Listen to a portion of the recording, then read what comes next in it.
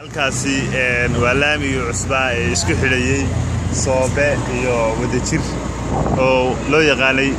wala laamiga magaciisa maxaa Soobe iyo ilaa dan wadaagta magaciisa maxaa Guluxubay waa laamiga cusub aad u jeedaan waxa dhisay dadweynaha Soomaaliyeed ee xaafadan degan iyo guddiyo is abaabulay oo waxa weeye magaalada qaybaheeda kala duwan ka dhisan marka runtii waxa weeye waa horumar aad u fiican intay dadka Soomaaliyeed ka sugayaan beesha caalamka inay wax noo dhisaan iyo dad beesha caalamka wax noo dhistay wada jeedaan quruxda laamiga iyo sida quruxda badan ee loo dhisay dad Soomaaliyeed ayaa dhistay dad Soomaaliyeed ayaa lacag bixiyay shirkado Soomaaliyeed ayaa dhisay waliba kan kaliya ma aha waxa kale oo jira laami kale oo laga dhisay iyadana bakaaraha ilaa sayidka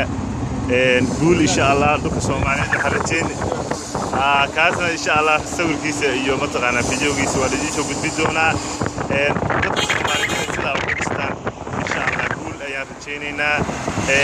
meel kasta waxa weeye isku daytaas oo kale ka sameeya oo dadka bulshada isku day mataqaana isku tashteen oo waxa weeye inay isu tagaan shirkado iyo shacab iyo waxa weeye culimo iyo cid walba dhulkooda sida u dhistaan quruxda badan waa aniga oo ah Maxamed Shacbar walaalkii oo idin jimca waciid dhammaan Soomaaliyeed aad baan idin salaamaynaa. Assalaamu calaykum wa rahmatullaahi wa barakaatuh.